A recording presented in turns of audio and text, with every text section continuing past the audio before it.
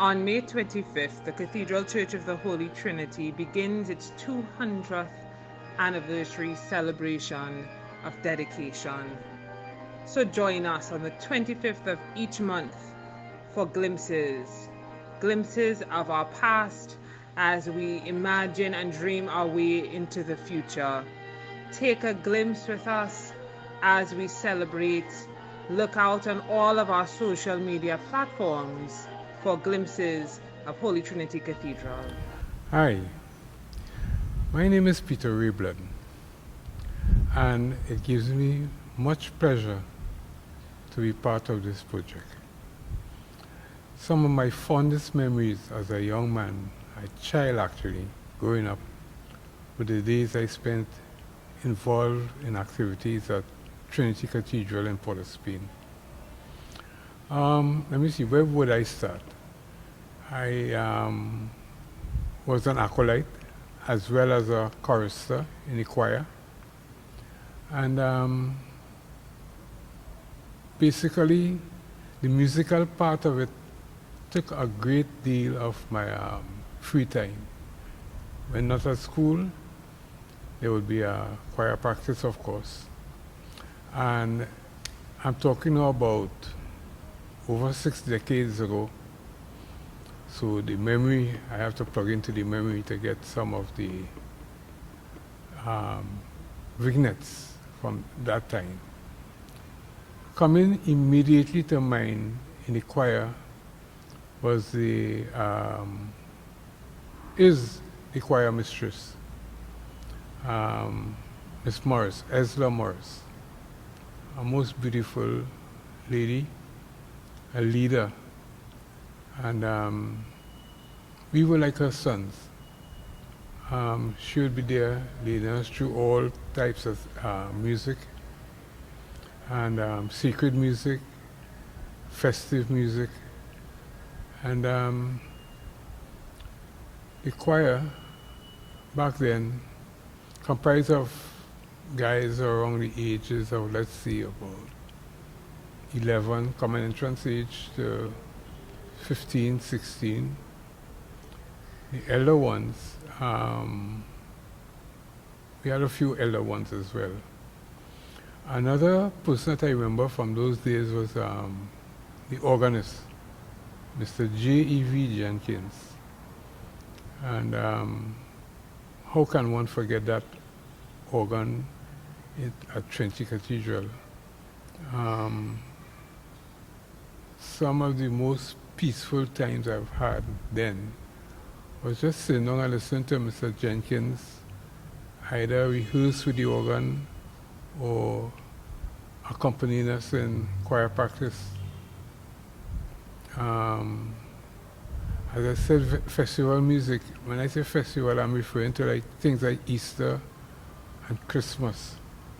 Those were special times on the Christian calendar.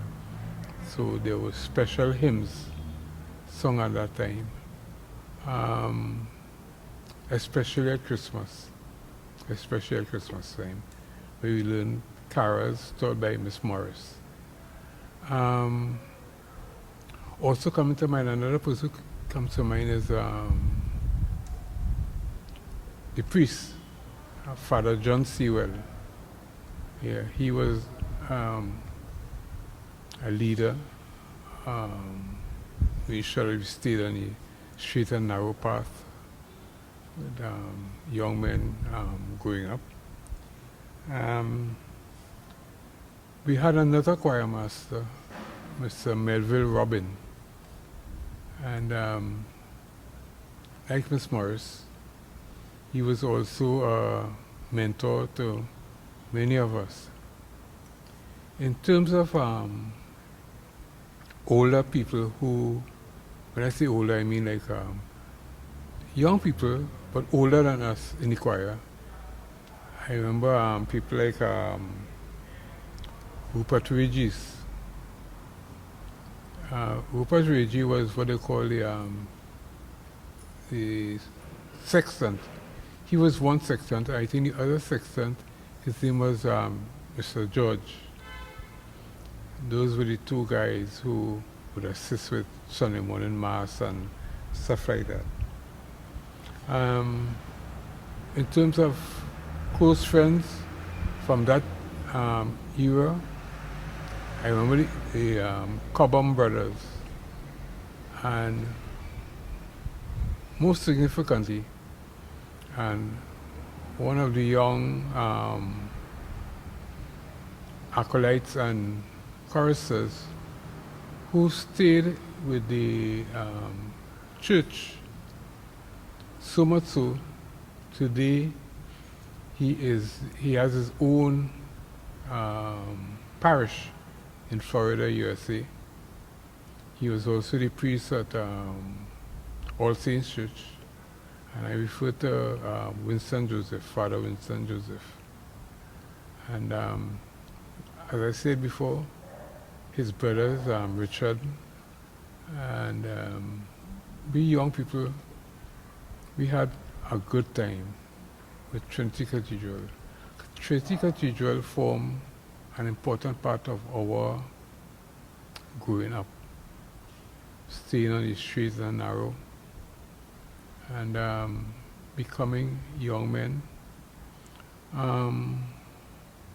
Part of the fun was, I always remember like the first time I had to put on the cassock, the gown that the choristers wore.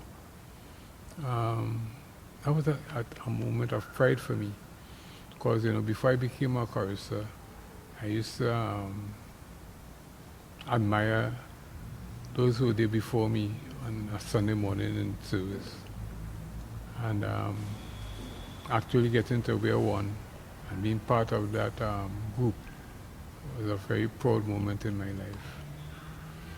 So, those are some of my memories of Trinity Cathedral, as I said, over 60 years ago. And what I want to do at this point in time is congratulate the family, the Trinity Cathedral family. You're part of history, part of iconic landmark in this Republic of Trinidad and Tobago.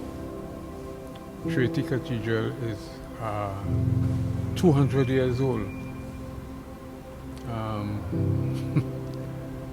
That's quite an achievement. So I'd like to say congratulations to the diocese and the Trinity family on the milestone.